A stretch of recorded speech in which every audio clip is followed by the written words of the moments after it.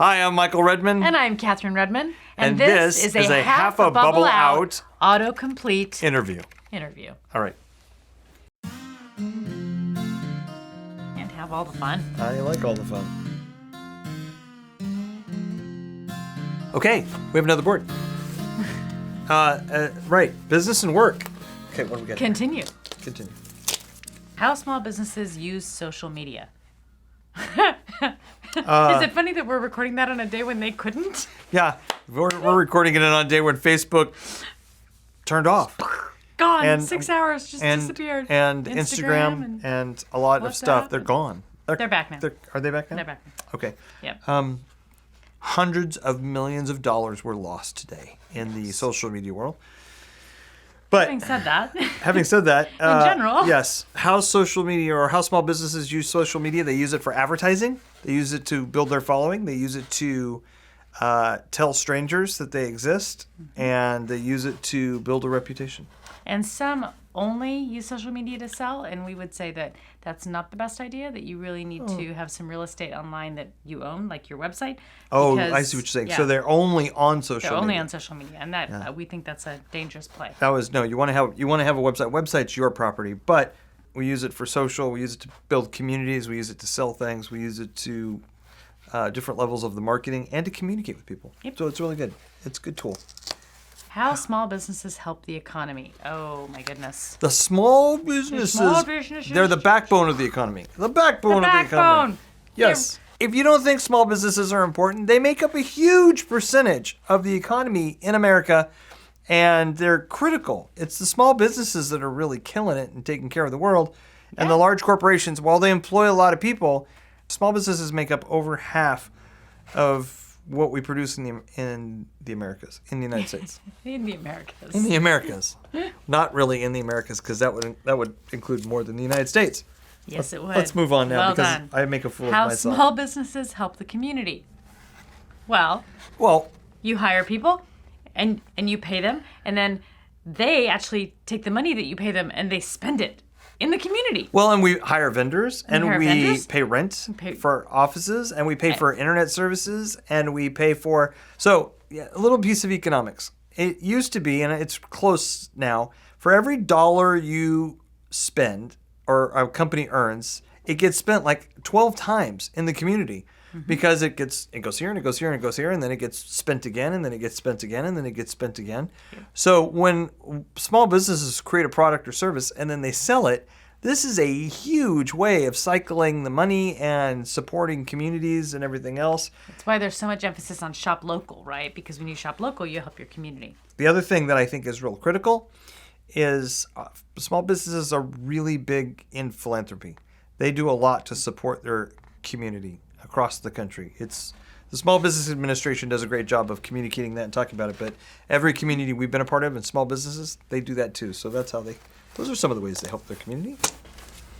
How small businesses can compete with big competitors?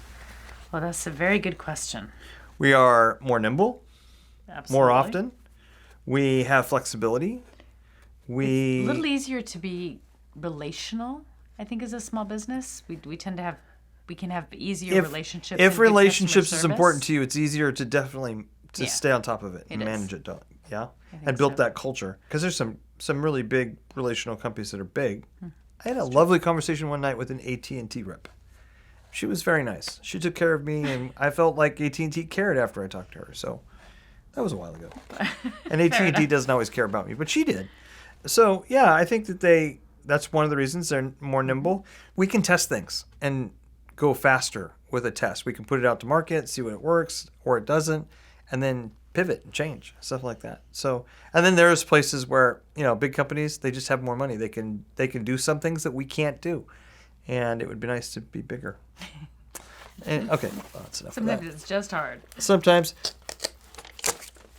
How small businesses can save money. Why are you asking this? Why are you asking this question? How can small businesses save money? You watch your expenses. You learn the fundamentals of finance. Don't try and save your way to wealth. That ain't going to work. Not in a business. This is my pitch for being wise. don't be stupid. Because it was that question earlier that said, are business people smart? Right? Are business owners smart? Are business owners smart? Mm-hmm. You have to be smart. And the more you study and learn and don't shy away from things you don't like, I would say if you could learn your finances and the financials of a business really well, that's where a lot of people lose money, and they could save a lot of money there just by being better at fundamentals and being wiser. Yep. Yeah, that's good. Yeah. Okay. Okay. Oh, next slide. Next slide. All right. Hey. Oh, yes, ma'am. Yes, ma'am. Can't have all the fun. I like all the fun. Well, no, you do. Can my office dog eat watermelon? Can my office dog eat watermelon? Our office dog can't eat watermelon, and I'm not sure your office dog should eat watermelon. I think it would be very messy. I would check with your veterinarian. I would check with your HR director. I think it would be messy. I think it's a bad idea. Go with the vet. Can my office dog tell if I'm pregnant? What? Who would ask this stuff? Who's asking these questions? I need to understand what you're thinking. We don't know. I've never been pregnant with and here's one for you. I heard somebody say this recently. Yeah? How would you know if they could? How would you know if they could? How would you know? What would the clues be? So let's say, sure. So I'm going to say can my office dog tell if I'm pregnant? Yes. Yes, they can. But they're going to keep it a secret and never tell you. Good news is they will not rat you out. Okay. Oh, can my office dog use Head and Shoulders? Does your dog have dandruff? Because dogs do get dandruff. They do. Yeah. So my understanding from being a dog owner for a long time is that I would not use any products that are for humans on dogs because their skin and stuff is different. I might be wrong about that, but I'm going to say no. I wouldn't do with it. I'd just get something that's customized for your dog. Go to the vet. I think we're done with those questions.